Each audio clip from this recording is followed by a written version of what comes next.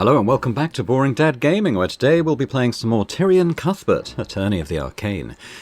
We are still at the crime scene, I think, so hopefully we're going to be able to find a little bit more about what's happened. Let's continue. I can't believe that they kept us here until noon. The Lord's Ball was already running well into the night, even before the murder occurred. You'd like nothing more than to catch up on your lost sleep, but you made a promise to Asta. This doesn't make any sense. Beatrice was with me and my brother the entire night. Right, you were there when she met with him in Steelwind. She couldn't have stolen this sort of spell-eating and have murdered her father. I don't understand. Of all the people that could have done this, why would Steelwind suspect a blind woman? Mr. Cuthbert, could you defend Beatrice against these awful charges? I don't think I even need to. What? Beatrice is Ruby's client. I'm sure that she'll be the one defending her. Well, that certainly puts my mind at ease. What's wrong? I don't know if I'm asking too much, but could you still investigate the crime scene for me, Mr. Cuthbert? What? But we just said that Miss Tamora will. I know, and I don't doubt her abilities. But Beatrice is a dear friend of mine. I'd like every chance for her to be found innocent. He said that she was a dear friend. They must know each other since she's a Frege. But why would Miss Tamora, of all people, represent a member of a noble house? There are still a lot of things you don't know about her. Of course, I'll also compensate you for your services. Consider yourself blessed. A commoner like you could only dream of a job like this. Alaric. The tiny prince has a point, though. A payment from the Crown Prince does sound tempting. I can't believe this. Celeste returns to the ballroom. She's changed back into her normal clothes. What's wrong? The people in the coach room said that they couldn't find my sword. They told me that someone must have stolen it. What? Celeste's missing sword. Okay. Why would someone want to steal Celeste's sword? Aside from your group, everyone else at the ball was an aristocrat. You do recall her saying that it was forged in the Eastern Kingdoms. Someone might have stolen it because of its rarity. We can probably keep an eye out for it while we investigate the manor. This might all just be some kind of mistake. I hope so. But anyway, where should we start first? Well, we should head to the crime scene.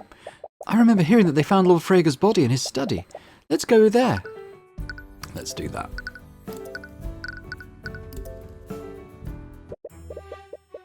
You arrive at the crime scene and see the usual swarm of Inquisition knights. However, you also spot some members of the Kingsguard. They must be working together since the victim is from one of the Pillar families. I wasn't expecting to see you here, Mr. Cuthbert. I thought Ruby Tamora was defending this case.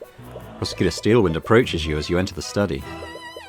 And she's followed by an unexpected yet familiar face. Wallace, what are you doing here?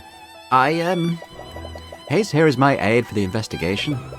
You don't doubt Wallace's abilities, but you can't think of any reason why Steelwind would need his help. But you suppose it's none of your business? Anyway, we're here on behalf of Crown Prince Asta.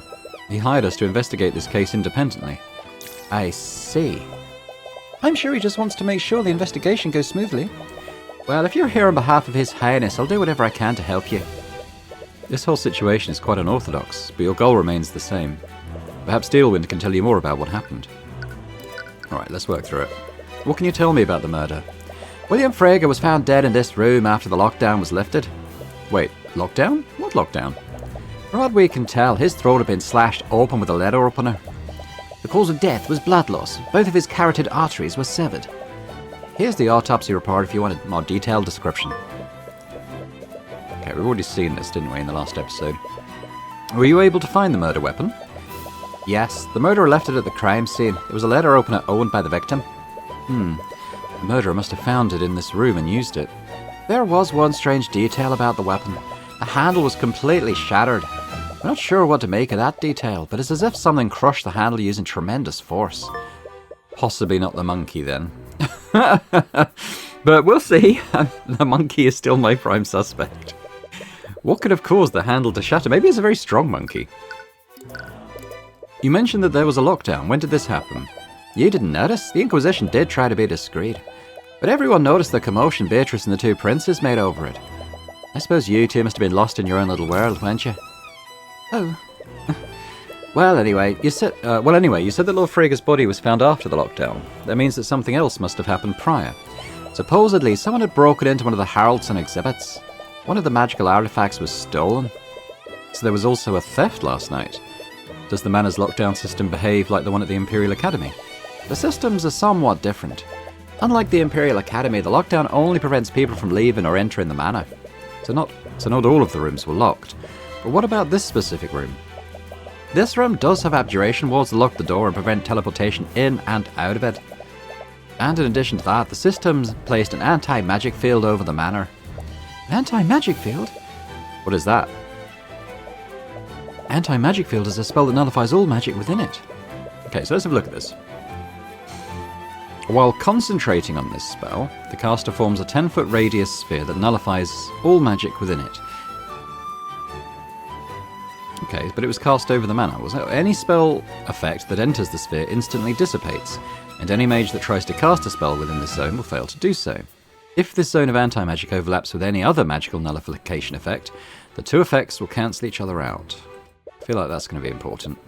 And the system somehow covered the entire manor in this effect. If you notice, there are several purple crystals embedded in the walls of the manor. Each of those crystals produced an anti-magic field during the lockdown. Okay, so that's how it did the whole manor. Fair enough. So no one could have cast magic during the entirety of the lockdown? Not exactly. Someone could have used the stolen artifact to circumvent it. Okay, we'll keep working down this. You mentioned that someone could have used the stolen artifact to get past the anti-magic fields. Which artifact was it? It was the Sword of Spell-Eaten. That was the demon-forged item that could supposedly nullify magic. If the legends were true, someone could have used it to counteract the lockdown system. After Lord Haraldson reported the theft, the Inquisition discreetly placed the manor on lockdown. They searched every room in the manor to try to find it, but it was eventually found in Beatrice's bedroom, and that led them to believe that she had stolen it. That's correct. The Kingsguard moved to arrest her, but Prince Astor ordered them to step down. It didn't look like she was planning on fleeing, so they planned to wait until after the party had ended. But then they found Lord Freyga's body. Correct. We believe that she used the stolen sword to nullify the magical locks and break into Lord Freyga's study. But if she had the sword, why wouldn't she use that to commit the murder? Oh, we're not entirely sure. We have a few working theories. She might have wanted to prevent the theft from being tied to the murder. Or perhaps she had more confidence wielding a knife over a sword. Regardless of her reasons, it's clear that the sword wasn't a murder weapon. So she's not just being implicated in Lord Freyga's murder, she's also being charged with stealing the Sword of Spell-Eating. But what possible reason would she have to do either of those crimes?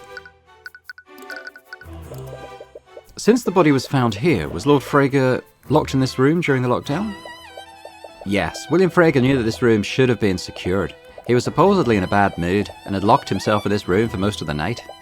He refused to let anyone into the room. The only person he spoke to after that was his daughter. His daughter? Are you talking about Miriam? No, Lord Freyga had another daughter. I'm referring to Leif Freyga, Lord Freyga's middle child. She tried to tell her father about the theft, but he was apparently preoccupied with something else. He said that he wanted to stay in his study for the rest of the night. When did this happen? Yeah, it was shortly before the lockdown was activated, a little after 1 AM. I see. Okay, Leif's testimony. After his meeting with Beatrice, William retreated into his study and locked himself in. He refused to speak with almost everyone who tried to disturb him. The only person he spoke to was Leif. She told him about the theft of the sword a little after 1 AM, but William didn't seem to care and returned to his business. Okay.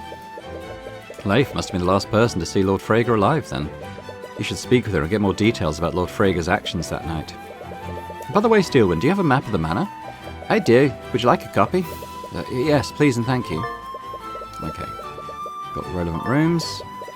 And on the second floor too. Were there any other witnesses aside from Leif who saw Lord Freyga that night? Perhaps someone heard what happened from a nearby room. There was someone who heard the altercation, but it was quite obscured. A servant was trapped in a storage room nearby. There's an air vent that connects this room with that storage room. He supposedly heard sounds of a struggle through that vent. What did this witness hear? There were sounds of a struggle before he heard Lord Freyga choking on his own blood. When the lockdown was lifted, he informed the Kingsguard of what he'd heard. That's when they discovered the body. I see. Who was the servant? I believe you actually know him. His name is Jan Hughes. Wait, Mr. Hughes is here? You never expected to see him again, much less here of all places. But if you heard the altercation, you'll definitely want to speak with him. I think I'm lacking a bit of information about the defendant. From the way you were both acting, you and Asta seem to know her. Your mentor didn't tell you about her? No, I try not to pry into her business. I see. I honestly don't know how much about what happened either. But Beatrice was Lord Freyga's eldest daughter and the former heir to House Freyger. Former heir? About 5 years ago, she fled Freyga Manor and went into hiding. None of us knew where she'd gone. She ignored any attempts we made to contact her. She even used her magic to prevent us from scrying her. Last night's ball was the first time in years that Asta and I had seen her. But if that's true, how did Miss Tamora meet her? Would you happen to know why Beatrice was meeting with her father after all these years? I have some ideas, but nothing concrete. I was hoping you could tell me. Tamara and Beatrice have both refused to disclose anything about their meeting. Damn it, what could that meeting have been about? Speaking of which, I haven't seen Tamara anywhere in the manor. As the defendant's attorney, I would have thought that she'd be here to investigate the murder alongside you. That is strange. But Miss Tamora has always had her own way of doing things. Perhaps she's using a different strategy. Anyway, I imagine that she met with her father to request financial aid. Why do you say that? I have no good authority that she was deeply in debt. That's the only reason why she'd speak with her father after all these years. It's also why I believe she murdered her father.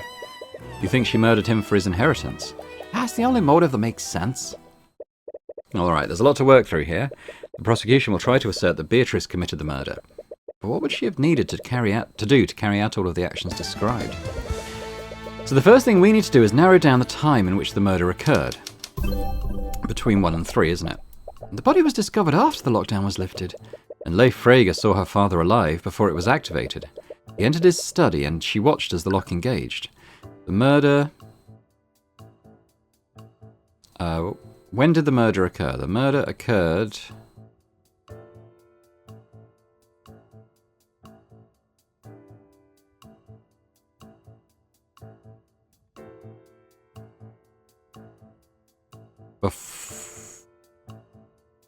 Okay, so scene at 1, lockdown ended at 3, so before the sword was found?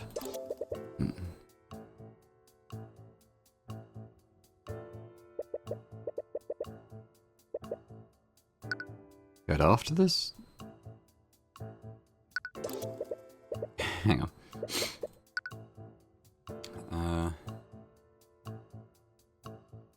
Murder...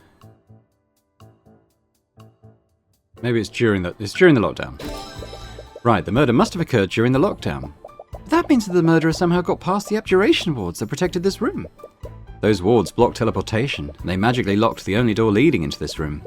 Steelwind and the Inquisition believe that Beatrice used the sort of spell-eating to get past them. Regardless of what they think, we need to assume that the murderer used some kind of magic nullification to get into William's study. That's not necessarily true, is it? What if the murderer entered the room before William locked it? If they were in the room when William locked it, they would have been trapped here until he decided to leave. Not only that, they would have been discovered the moment the guards entered his study. Maybe they used some kind of invisibility. Or they could have teleported away the moment the Kingsguard unlocked the door. Teleportation didn't occur. We didn't find any traces of conjuration magic. What about Celeste's theory of an invisible assailant? I'll admit we did find traces of illusion magic, but the moment the guards saw the body, one of them cast Detect Magic. With that spell, they would have seen any invisible people hiding in this room. Wait, you can use Detect Magic like that? Of course, it's standard procedure. Like all spells, invisibility leaves traces of magic on the person it's cast on, so mages can use Detect Magic as a way to see through invisibility. So we know for sure that they weren't here before or after the lockdown. This means whoever committed the murder used some way to bypass the abjurative wards that protect this room. Okay, like the fireplace that a monkey could have got down. I'm really focused on the monkey as the killer. The next thing to consider is the murder weapon. Where did the murder weapon come from? Well, it was within the study, wasn't it? It was a letter opener that was presumably owned by William Freyga. The murderer probably used it to avoid leaving evidence that incriminated them. The murderer took the murder weapon...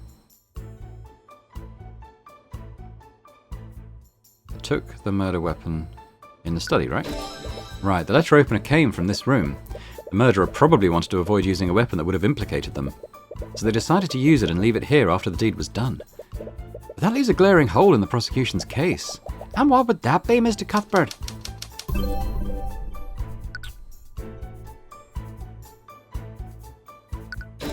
Beatrice Frieger is completely blind.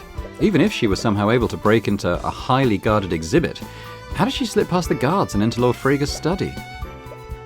Furthermore, how did she locate the letter opener if she couldn't see it in the first place? None of this makes sense. Committing this murder unseen would have been a tall order for anyone. I can hardly believe a blind person did all of this. And you'd do well not to underestimate her, Mr. Cuthbert. What? You don't know her as I do. She's far more capable than you realise. I suppose I wouldn't know, but the idea that Beatrice did any of this is still ludicrous. I suppose I can change your mind about that, but I have to ask you a question, Mr. Cuthbert. What would you do if you discovered that one of your clients was guilty? What? I mean, I tend to have an insight into these sort of things. That would never happen. I've already seen your uncanny ability to read people, but I'm only hypothetically speaking. So what would you do if they were guilty? Well, I suppose I'd withdraw and tell them to find another lawyer. And if no one else would represent them? I don't know. It would definitely be a hard choice for me. But I would never be able to represent them if I knew the truth. I just can't stand by and let a murderer escape justice. I see. Why do you ask? No reason. Okay. Anyway, she's made her stance clear. You still have a lot of leads to follow up on. You should move somewhere else. Or I could investigate this room. Ah! What's wrong? You can't see it, but the entire room is covered in traces of abjuration magic. Everything is glowing white. Right, that makes sense. There were several anti-magic fields covering the manor. Those fields probably left traces of abjuration everywhere. I won't bother showing you the traces of abjuration I find while we're here. Good. Okay, let's look at other stuff. There's a trace of illusion magic where the body was. The assailant must have used some kind of magical disguise. Or they turned themselves invisible. Alright. So let's continue to examine. There's a pool of blood and a chalk outline where the body must have been. There's a large mahogany table at the end of the room. Lord Frieger must have done his work here. It's a fireplace. Could the murderer have entered through here? That wouldn't be possible. The chimney's far too narrow. What about a small monkey? Even a small child wouldn't be thin enough to fit through it. We'll see. The monkey is my new nemesis. There are several books about economics and politics. It doesn't look like there's anything of note. It's a painting of some sort of scholar. There's some text. Rook Rezingar, economics scholar and aristocratic accountant. He was known in some circles as Rook the Cook, due to his ability to cook the books of the Four Pillar Houses. Rook the Cook? Sometimes I wish I could have a nickname like that. What about Crimson Demon? Oh, no, not that one. There's a window that leads into this room. Could the murderer have escaped through here? No, the window doesn't open and the glass is magically reinforced. There's a bookshelf filled with books. I wonder what kind of books Lord Frieger owned. Wait a minute, they're all blank. All of his real books are on the floor or his desk. Secret passageway, maybe? Anyway, okay, that's probably it for this room. Anything else to talk to her about? No. Let's move then. Let's go to check out the storage room where Jan was. You enter the storage room hoping to investigate the air vent that connects to Lord Frieger's study. When you come across a person laying on the floor. What? Jan, is that you? Oh man, what's with all the noise? I was having such a good nap too. Mr. Hughes. Oh, it's you two. Why are you taking a nap in the storage room? I needed to take a break from all the chaos going on. The King's Guard won't let us leave until they finish investigating the murder. And his pompous noble shooed me away when I tried sleeping on one of the couches. I didn't expect anyone to find me here. Anyway, the prosecutor told us that you heard the murder from here during the lockdown. Do you think you could tell us what happened? Sure, why not? My nap's kind of ruined anyway. So you're working as a servant now? Not exactly, but I was part of the catering staff. The twins started their own food business after Frieger threw us out of the academy. Right. Sorry about that. Nah, it's not your fault. Even if Redmond was still headmaster, I'm sure the board would have found some other way to get rid of us. Wait, are Valentina and Valerie here too? No, they just contracted some staff to Lord Frieger's for the Lord's Ball. I think a bunch of other businesses did the same thing. You wonder how they feel about this. They lent their services to the very man who got them fired in the first place. William must have offered them a lot of gold. Man, I can't believe I got myself pulled into another murder investigation. Do I have bad luck or what? The prosecutor told us that you heard the altercation through the air vents. Could you tell us exactly what you heard? Well, I didn't hear everything. I was taking a nap in this room when it happened. Why were you napping here? I didn't have a choice. I accidentally closed the door when the lock was engaged. Before I knew it, I was trapped here. Right, you recall Steelwood mentioning that. Anyway, I heard the sound of some kind of struggle going on. I couldn't hear everything, but I heard Lord Frigga shout, "Who are you? What do you want?" That went on for a few seconds. Then I heard the sound of someone getting stabbed. Did you hear the voice of the assailant? They didn't say anything, but I did hear them. Their voice was really raspy. I think they had a sore throat or something. Well, they were trying to mask their voice. Why did you enter the storage room anyway? The servants were complaining about rats running through the air vents, so they sent me to take care of it. I heard one of them running in the vents upstairs, and I followed it here. I figured it had nowhere else to go, so I opened it up and put a trap down. After I was done, I tried to leave, but the door was locked. I didn't have anything else to do, so I took a nap. It's not rats in the vents, it's a monkey! He only heard a few words before the murderer struck the final blow. It doesn't give you much to go on, but his testimony could become relevant later. For now, you should probably move somewhere else. Okay, well, or I could examine the scene. There are several boxes in this room. They appear to contain various cleaning supplies. It's an air vent that leads into Lord Frigga's study. Supposedly, Jan heard the altercation between Lord Frigga and his assailant through this. I'll cast magic in a sec. What about the ladder? It's a step ladder. I agree. Okay, thanks for that. Any magic? No.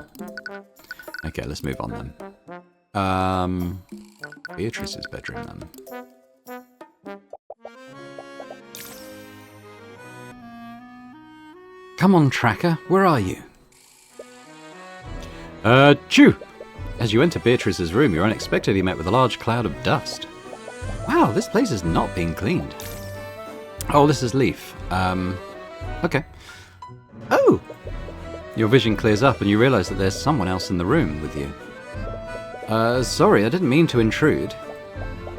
No, there's no need to apologise, but I would like to know what you're doing here. We're here on behalf of the Crown Prince. We're investigating the murder of William Frigga. Oh, I see. My apologies, I didn't quite get your name. My name is Leif Frigga. So this is Leif. According to Steelwind, she was the last person to see Frigga alive yesterday. She might have some information about how he was acting that night. I'm sorry for your loss, Lady Frigga, but do you mind if I ask you some questions about last night? Of course. Prosecutor Steelwind told us that you were the last person to see him alive. Did you notice anything unusual about your father's behaviour? Well, he was extremely upset about something. I think Beatrice may have offended him during their meeting. The servant said that he wanted to be left alone. He retreated into his study immediately after their meeting. I tried to speak with him when the theft was reported, but he didn't much care about the missing artifact.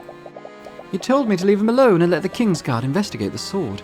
He was probably busy making the changes to his will. Now that's an interesting thought. When did you speak to him last? It was before they activated the lockdown. It was a little after 1 a.m. that night. So updated. So... okay, so it's into that third sentence. And do you have any idea what he was doing in his study? What? No, I have no idea. You detect some fear from her. Lady Frigga, is there something you're not telling us? It's important that we know about your father's actions before his death. I'm sorry, I don't know anything else. My father was a private man and didn't share much with anyone, even his own family. I wish I could be of more help, but I really don't know anything else. I refuse to believe that's why he was killed. She's clearly holding something back. You can reveal what she's hiding through an argument. She might be more willing to cooperate. You'll need more information about William and his will first. In the meantime, you should figure out what else she knows. I noticed that this room hasn't been cleaned recently. Do you know why? It's because I've forbidden servants from cleaning this room. And why would you do that? Beatrice is very dear to me, and I couldn't bear to have her room disturbed after she left. This room was the only memory I had of her after she left. You suppose that makes sense? She must have been holding on to the hope that her sister would return. What about the sword of spell eating? Do you know how it ended up in this room? I I'm not sure. It's possible someone planted it here to frame Beatrice. I can't say why they would choose this room, though. What kind of person was your father? Oh, that's a complicated feeling. Doesn't look like William Frege was very beloved. My father was a complicated man. He was a brilliant scholar and businessman, but he was cold and distant as a father. I see. Did he have any enemies? As the head of House Frege, he controlled nearly every banking house in Wivengard. There were many people who resented his wealth and power. Can you remember anyone specific? Perhaps someone that he'd slighted recently? There was Lloyd von Sanctus. The ruling Lord of Oronats. Yes, I heard that he was recently involved in a court case. My father has been using the controversy as an opportunity to slowly take control of von Sanctus Industries. And from what I've heard, he's been extremely bitter about that. Von Sanctus's reputation must have taken a hit after the Dracogen trials. You doubt he'd get himself involved in another murder. But you can never be too sure. You'll want to speak with him and get more details. Although, would he even consider cooperating with you? Anyway, are there any other enemies he might have had? No, none that I can think of. What can you tell me about Beatrice Frege? I heard that she fled the Frege estate 5 years ago. Before she left, Beatrice was one of the most powerful mages I'd ever seen. She is incredible. At the age of 13, her talent for magic had even eclipsed my father's. But it was never enough for him. What do you mean? Before my mother died, he desperately wanted a son, but he only ever had daughters. Everyone thought that Beatrice would inherit House Frege from my father, but our family knew the truth. William Frege would never leave his legacy in the hands of a woman. What? No matter how hard Beatrice tried, my father would never acknowledge her accomplishments. He was extremely cruel to her. He constantly belittled her achievements and dismissed anything she said to him. But after the accident, he used her disability as an excuse to take away the little influence she had. There was an accident that gave her disability. Is that why she's blind? If it's not too painful for us, could you tell me more about Beatrice's accident? Is this even relevant to the investigation? Well, any small detail could make a difference. I need to learn everything I can. I'm not sure about exactly what happened, but it was a magical experiment gone wrong. Beatrice was working on a project at the Imperial Academy. She was trying to create a new spell formula. We're still not sure what happened, but there was an adverse magical reaction. The resulting explosion seriously injured her and left her completely blind.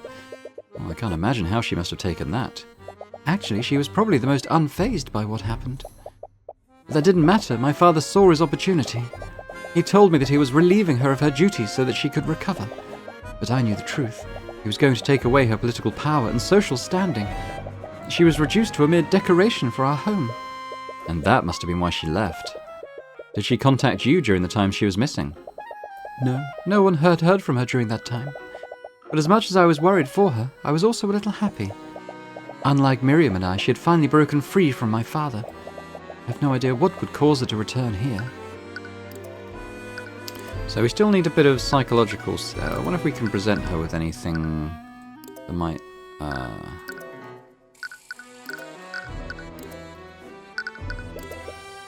Sure, Beatrice's return must have been surprising for you.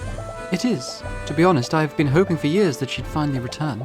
But now that she has, she's just gotten pulled into another one of our family's messes. Yeah, that was good. So we got one more.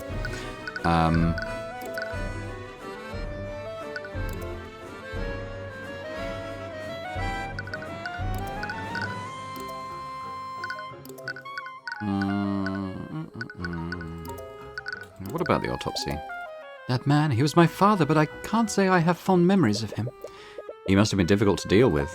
You have no idea. He was cruel, tyrannical, and only ever cared about his own legacy. He was willing to sacrifice anything and anyone to maintain his power and status, including his own daughters. Sounds like his treatment of Beatrice was particularly harsh. It was. He never saw her as a worthy successor to our family's legacy, simply because she was a woman. Even after her accident, he used her disability as an excuse to strip her of any power she had left. I can only imagine how difficult it must have been for all of you. It's been a constant struggle, but we managed to survive. As bad as it sounds, now that he's gone, we might have a chance to rebuild our family. Okay, there we go. Leif Frege's psychological profile is complete, so let's argue with her. How do I...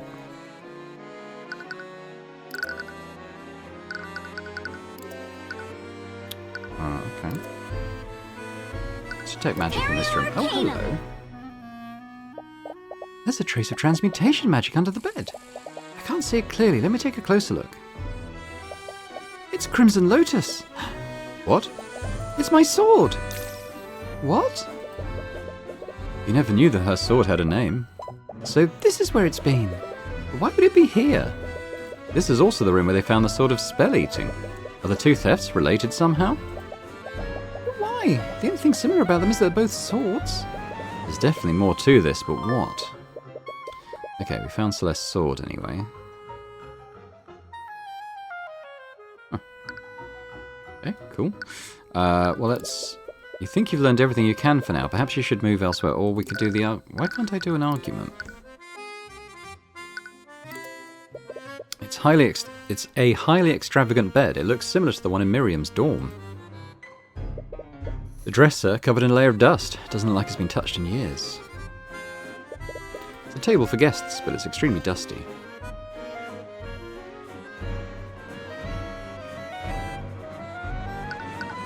Okay, so why can't I initiate this argument?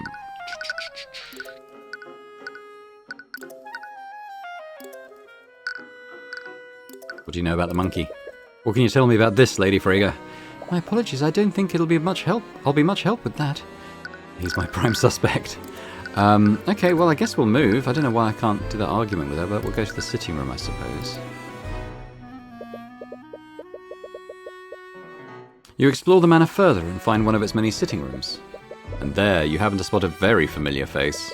He's sipping on a glass of wine, and his expression turns disdainful the moment you enter the room.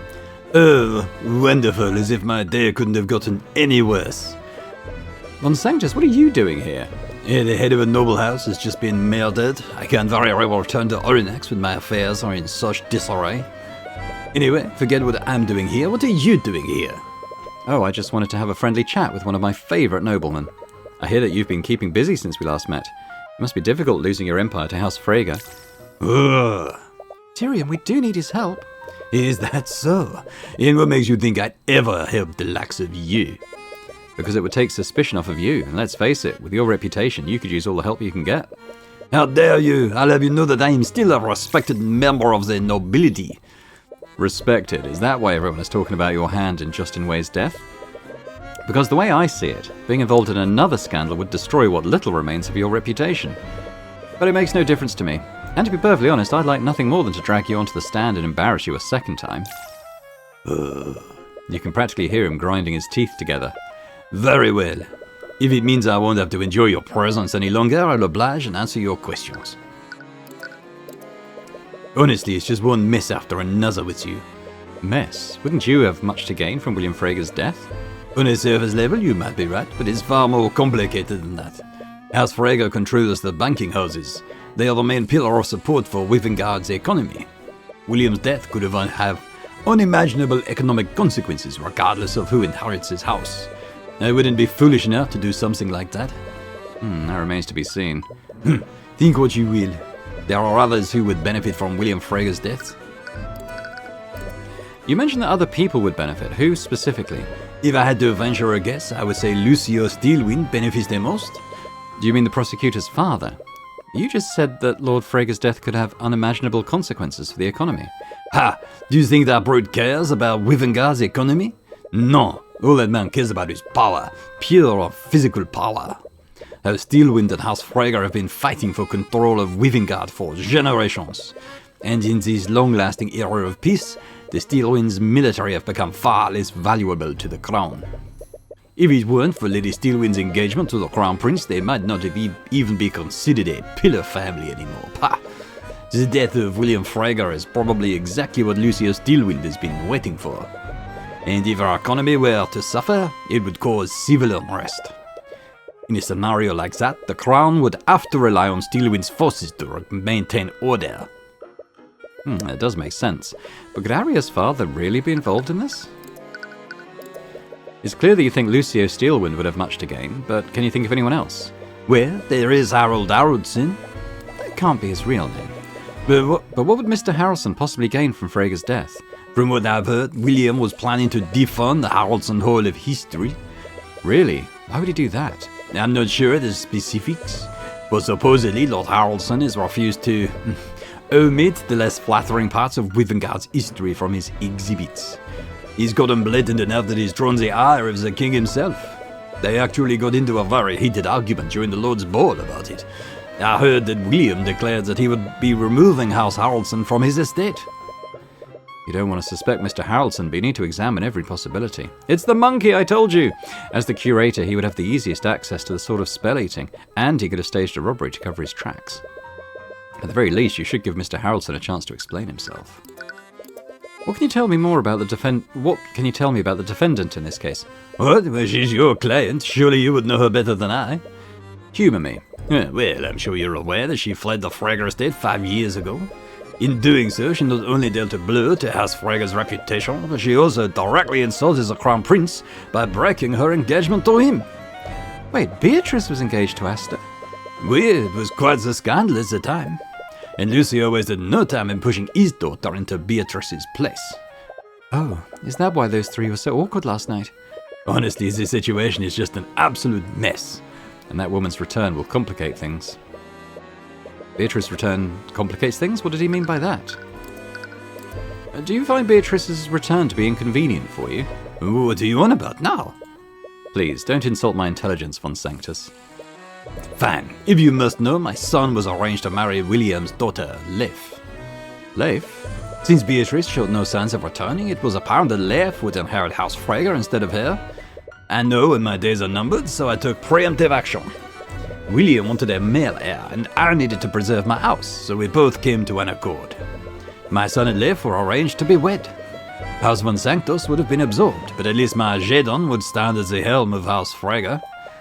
You nobles are absolutely awful. I should probably consider myself lucky. Think what you will, I wouldn't expect a commoner to understand. That's the problem with your generation. You have no sense of duty or obligation. Leif has already expressed resistance to this marriage, even though she was well aware of the details. Now I worry she'll hide behind her sister to end the engagement altogether.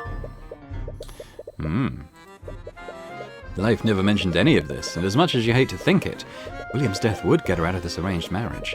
You should talk to her about this. Anyway, Von Sanctus gave you a decent list of suspects. You've probably learned anything you can from him from now. I do want to examine the scene, though. Arcanum. No magic. What's this? It's a painting of some adventurers in a tavern. What's going on? Ah, this must be Beatrice Frigga the First. Oh, so, this must be Beatrice Frigga the First. The First? According to legend, she was one of the descendants of the 7 heroes of Wivengard. She joined a band of adventurers that were traveling across the nation. It's hard to imagine the Freygas coming from such humble beginnings. Oh, whoa. Did you see that? There was a big dude there that's just disappeared. Wait, what? What is it now? That muscular man in the corner, he just vanished. What are you on about? There was never a man there. Sorry, Tyrion, but he's right. No, I'm sure he was there. Are you feeling okay? Perhaps your lack of sleep is making you see things that aren't there. There's a window with a view of the outside. It's a chair made from mahogany. Every part of this house just exudes wealth. Wealth that's been siphoned out of the common folk. It's a shelf filled with books. Fake books, they're completely blank. It's a door that leads to the coat room. Deeply sus. Deeply sus. Okay, anyway. Let's move to... Well, we'll go to the gallery, perhaps. We'll speak to Haraldson. You return to the gallery and see a legion of knights inspecting the crime scene. However, you don't see Mr. Haraldson anywhere. The Inquisition must be questioning him. Perhaps you should follow another lead while you wait for him to return. Let's examine with magic. Arcanum. There are traces of evocation magic on the shattered glass. Evocation is the school of magic that creates and unleashes raw energy. It's the most primal of the 7 schools of magic. Someone must have used a powerful spell to blast the display case apart. Interesting. Okay, well, we've already examined most of these things, but this stands empty now. The display case that held the armbands of intellect is empty. The display case is completely shattered. The thief was able to do this despite there being several abjuration spells protecting it. I think that's the important part, and the intellect thing, again, points me towards the monkey. They made the monkey smart. We'll go back to Beatrice. We can maybe have an argument with her now. Yes, here we go. What was William doing? Leif Frege seems to be hiding what her father was doing in his study. You doubt that she's doing this out of malice. She might not even think that it's relevant to the case. But William Frege had many enemies, and he retreated into his study to do something that night. And that something could be related to why he was murdered. Yes.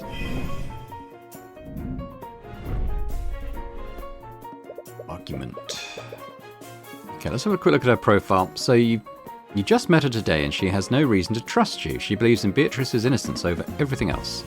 She's usually sincere, so it's unlikely that she is actually involved in her father's murder. She might react well if you respond with a similar sincerity. Okay. Is there something you're not telling us, Leif? Because I have a feeling that you know more than you're letting on. What? What was your father doing in his study? I already told you, I don't know. My father was a private man. He wouldn't share something like that with me.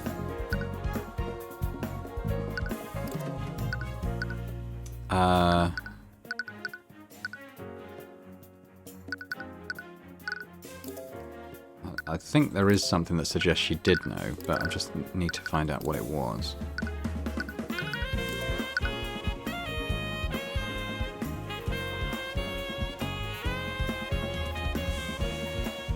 I have no idea what my father was doing.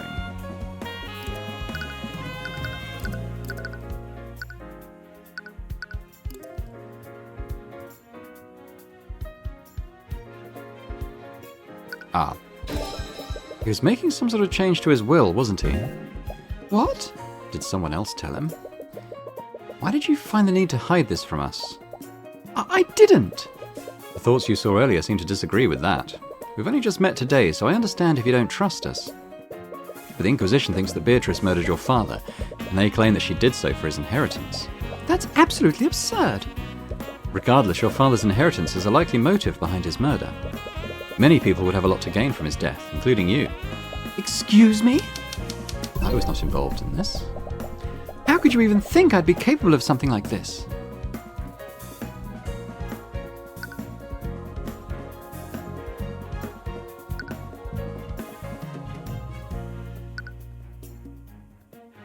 I will rationalize. I didn't mean to imply that you were involved in this, but it's clear that the murderer's motive was to take control of House Frege.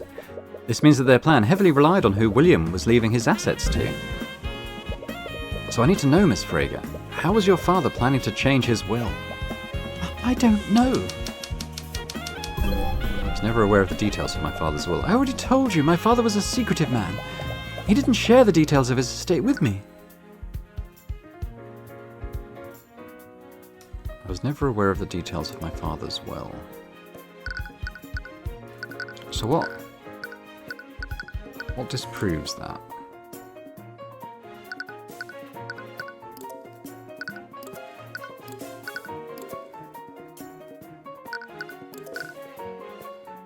Leif knew this would affect the future.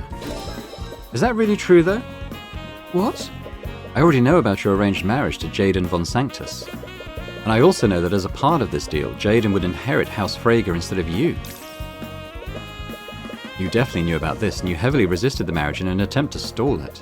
Which means that you had some idea of how your father's will was arranged. So what aren't you telling me, Miss Frege?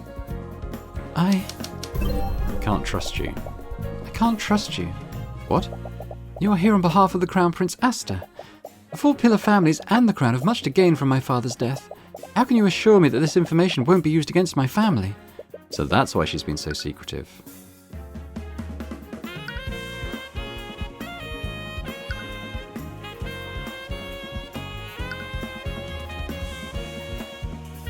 Okay, well, not threaten, but act sincere, but by appealing. There's nothing I could possibly say to make you trust me, but please understand, I'm only trying to find out who murdered your father. And to do that, I need to know everything that he was doing that night.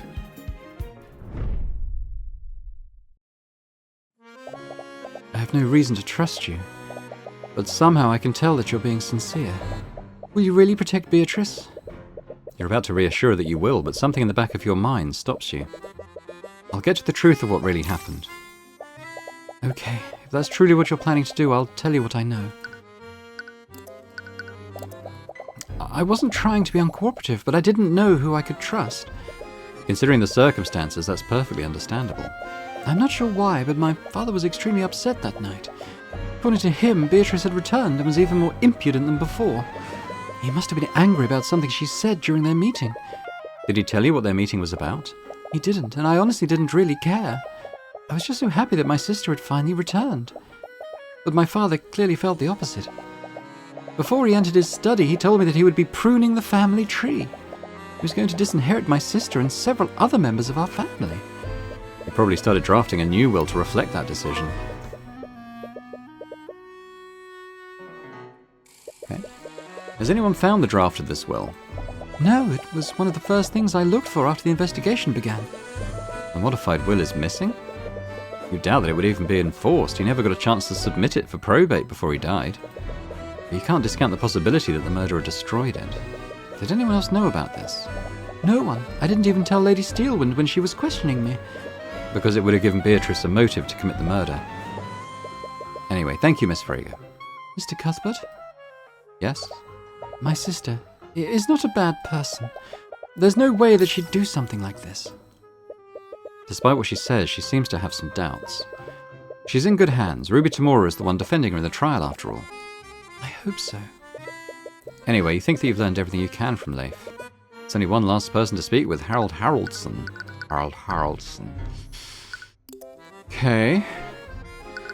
Let's return to the gallery, then. This is a complete mess. As you enter the gallery, you spot Haraldson inspecting the shattered remains of the display case. You recall correctly, the display case he's looking at once held the sword of spell-eating. He's been working for the Crown Prince. Can he be trusted? Oh, Mr. Cuthbert, I had the feeling I'd be seeing you again. Seems word has spread about your deal with Asta. Hello again, Mr. Haraldson. Harold. Right, Harold. I'm sure you already know that I'm investigating the murder of William Frager, and the prosecution suspects that someone used the sword of spell-eating to break into his room. I was wondering if I could ask you some questions about the theft last night. Yes, well, I'll tell you what I can, but I'm not sure how much help I'll be. Okay.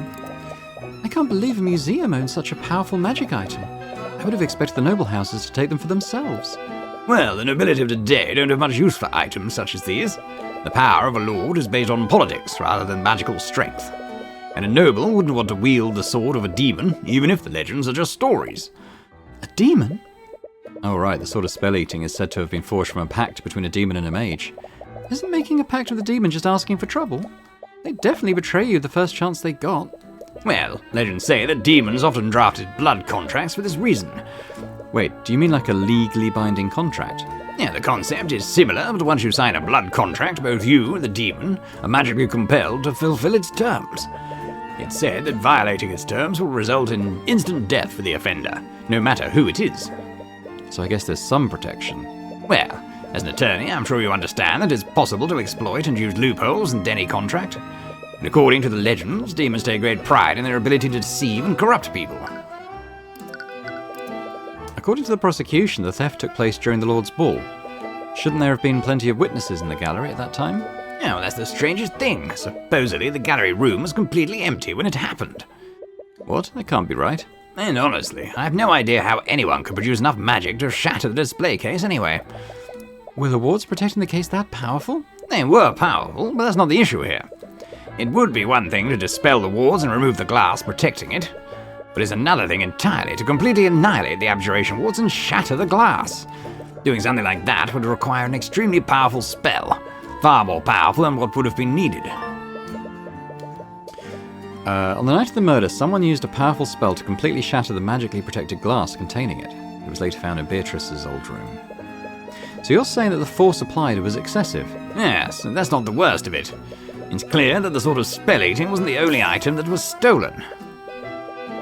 What, was another artifact stolen that night? You mentioned that another item was stolen.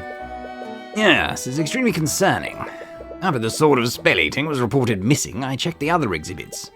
That's when I discovered that the armbands of intellect had been stolen as well. Unlike the sword of spell-eating, we still haven't found the armbands. You look at the glass case where the armbands used to be. They've been removed, but the glass case is completely intact. The thief didn't shatter the glass. Yes, exactly. Moreover, the armbands were actually replaced with a very well-made replica. What? That's weird. What is going on here? Two thefts are completely different from one another. Are they even related?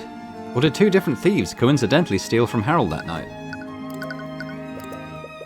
You mentioned that someone would have needed a powerful spell to shatter the display case. Wouldn't that narrow down the list of suspects for the theft? No. Oh, sorry. Well, not everyone attending the ball could cast spells that powerful. Well, according to Inquisition, Beatrice Frager's magic was powerful enough to have done this. Discounting the fact that she's completely blind. Yes, I'm well aware of that. And it doesn't sit quite right with me, either. Was there anyone else at the Lord's ball capable of matching Beatrice's power? Well, only the heads of the four pillars could have invoked magic this powerful. Apparently, Beatrice is an exception to that. Is Beatrice really that powerful? Or is she being scapegoated by one of the house leaders? But the cases can be opened normally, can't they? Otherwise, how would you transport the artifacts from place to place? Ah, yes, the magical locks on the case can be disabled. You detect some fear. Is he hiding something? Oh. Someone used the sword to open the case on the armbands. So they would have had to shatter the case to get the sword, but then when they had the sword, they could open the case to get the armbands of intellect. That's what's happened. How are they normally disabled? And they can be turned on and off using a spoken password. And how many people know this password? Only myself. I personally oversee the transport of these items when they're moved. So Harold could have stolen the sword that night, but he wouldn't have had to have shattered the case. Could he have staged the robbery to cover his tracks? Maybe. Harold, a witness told us that you got into an argument with William Frager on the night of the murder. Was William Frager planning on defunding the Haraldson Hall of History? Yes, he was. He made that very clear. But that doesn't mean that I had anything to do with his murder. Well, we're not saying that you did, but I need to explore every possibility.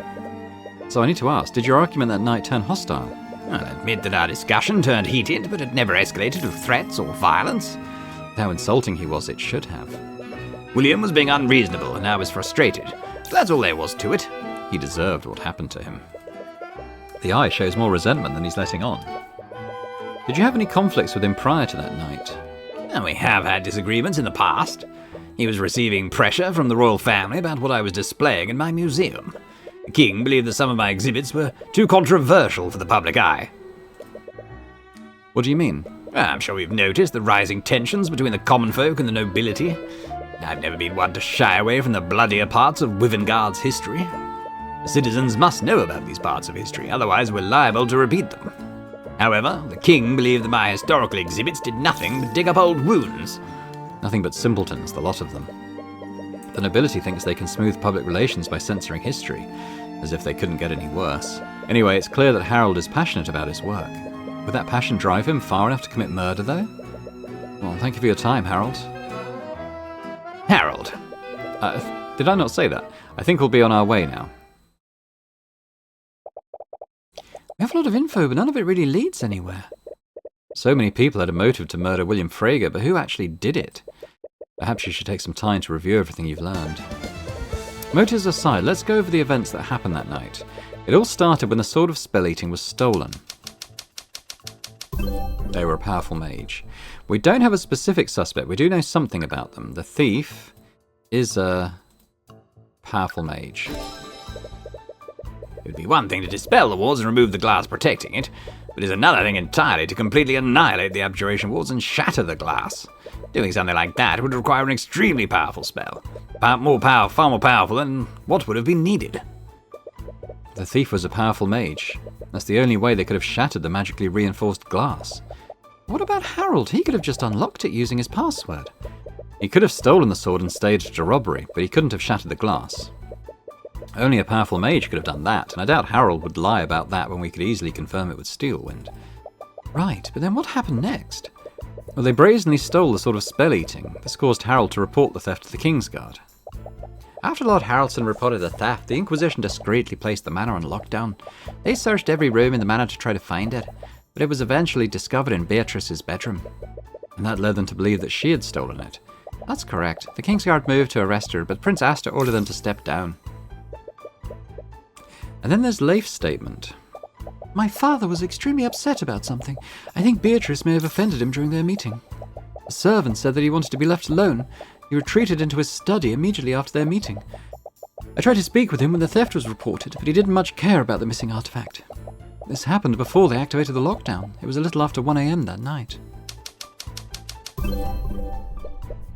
Leif's account gives us a clear fact about when William died.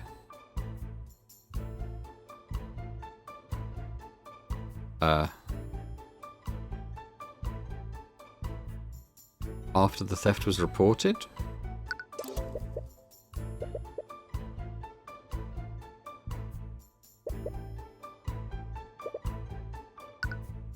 Okay. What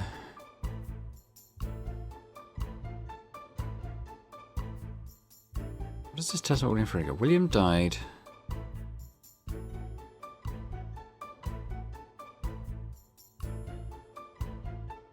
before the theft was reported?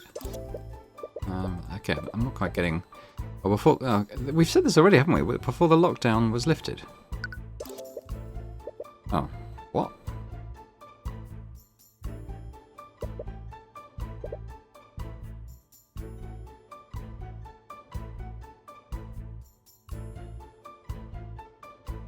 Well, before the theft was reported?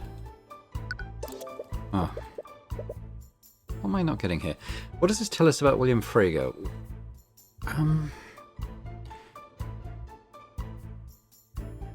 William died...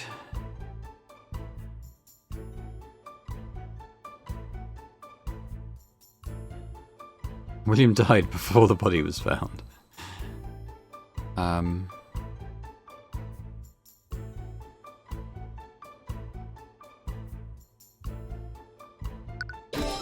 William Frigga was murdered after the lockdown was activated. This means that whoever killed him bypassed the lockdown and broke into the magically locked room. They had to have used the sword, right? Well, that's likely, but not necessarily true. An anti-magic field would have also had the same effect. The murderer could have stolen the sword of spell-eating to throw off the investigation. The anti-magic field is a high-level spell. Not many mages would be able to cast it. And I doubt any of the nobles here will let us see their spell compendiums. But because of how powerful anti-magic field is, we can still conclude that the murderer is a powerful mage. This actually narrows down our list of suspects. That's still not concrete evidence, though. We haven't even spoken to all of the suspects yet. Right, you never got a chance to speak with Lucio Steelwind. But given his status, you wonder if that would even be possible. Either way, it's a good start, and it's not as if we're defending this case. The trial is getting close anyway. You don't doubt Miss Tamura's abilities, but you should share what you've learned with her before the trial begins. A little strange that you haven't seen her since the investigation began. But she might be meeting with Beatrice at the dungeon. Alright, I guess we move then. Let's go there. You arrive at the dungeon and search for Miss Tamura. She wasn't at the crime scene, so she must be here to discuss the case with Beatrice. Or at least that's what you thought, but you don't see her anywhere. Oh, Mr. Cuthbert. Oh, hi. You were so caught up in your thoughts, you didn't notice that you were walking right in front of Beatrice's cell. I didn't expect to see you here. Ah! Celeste lets out a shriek as Eris approaches you two from behind. For a split second, you see her hand dart towards her sword. It appears that she still hasn't got over her instinctual fear of Eris. Eris, what are you doing here? Beatrice is actually an acquaintance of my father. He sent me here to help her through this ordeal. That brings up many more questions, but you don't really have time to pull on that thread. You have less than an hour before the trial begins. You need to find Miss Tamura. Have either of you seen Miss Tamura? I have some things to share with her. She was just here, but she left to retrieve some documents from her office. Do you have any idea when she'll be back? She didn't say, but if your discussion has something to do with the case, I could pass a message on to her. You feel a little hesitant for some reason, but it is her life on the line. If anyone should know about what you found during your investigation, it's her. Okay, let me tell you what I know. You spent some time going through your findings with Beatrice. From your list of suspects to the possible motives behind the murder, you notice that with each revelation she becomes more uneasy. The idea of someone framing her must be stressing her out. I see. You've certainly been very thorough. Yes, but I still have no concrete evidence that points to anyone. We underestimated him. If he reveals these findings to Prince Asta, he might suspect something. What? Sorry, I was just deep in thought. And you were able to catch one of those thoughts.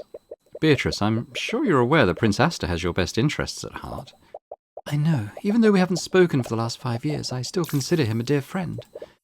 Then I suppose you have no issue with me sharing these findings with him? Of course not. This is bad. Even he wouldn't support us if he knew that I was involved. Wait, what was that? Her thoughts just said that she was involved. Did she actually murder her own father? Is something wrong, Mr. Cuthbert? You look a little pale. Beatrice was actually behind this? But how? She's completely blind. She couldn't have navigated through the manor and avoided the guards. No, you must be taking her thoughts out of context. That's it. Mr. Cuthbert, perhaps you should get some rest. Oh, that's not her voice. Mr. Cuthbert, perhaps you should get some rest. You look dreadfully tired. You think very carefully about what to say next. There's one way to get a certain answer through the eye, but if you're wrong... Beatrice, you weren't actually involved in this, were you? Tyrion!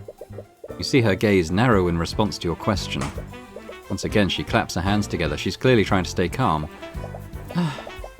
Do you suspect me now, Mr. Cuthbert? You didn't answer my question, Beatrice. As if I'd even need to justify it with a response.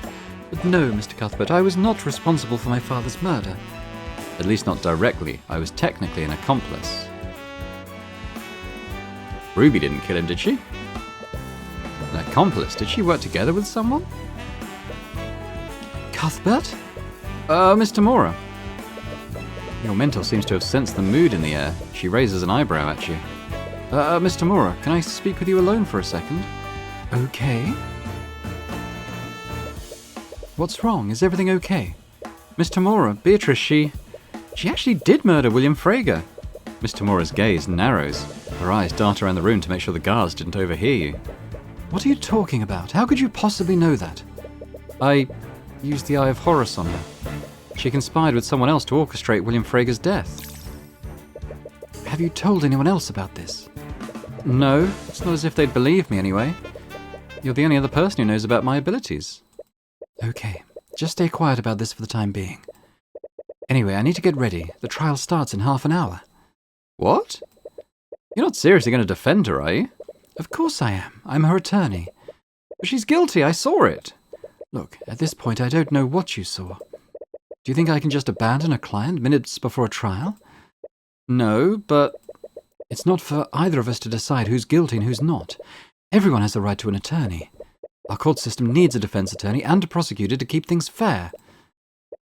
More importantly, you had no right to use the Eye of Horus on my client without my permission. What? But... I don't have time to argue about this. We will be talking about this later. Before you have a chance to respond, Mr. Mora walks away. Celeste sees both of you and awkwardly approaches you. Hey, Tyrion, is everything okay? Celeste, I think Beatrice was actually behind this. What? You don't blame her for not believing you. It's not as if you can tell her about the Eye of Horus. Although, why haven't you told her? All right, I believe you. What? You wouldn't say something like that if you weren't sure, right? If what you're saying is true, what do we do now? You think long and hard for a moment. I don't think we need to do anything. What? Steelwind is handling the prosecution and she's definitely no pushover. If Beatrice is truly guilty, I'll just have to trust her to get the job done. Either way, I don't think we're in any position to get involved. All right, if you say so. It's really none of your business. You have no stake in this. You're not obligated to do anything. You've done everything you can. It's in their hands now. It's none of your business. This isn't your fight. William Frager was a tyrant and a bigot anyway. He's a noble who did nothing but steal wealth from the common folk. The world is better off without him, and it's not as if you didn't try. All you have to do is wait for the trial to run its course. Objection!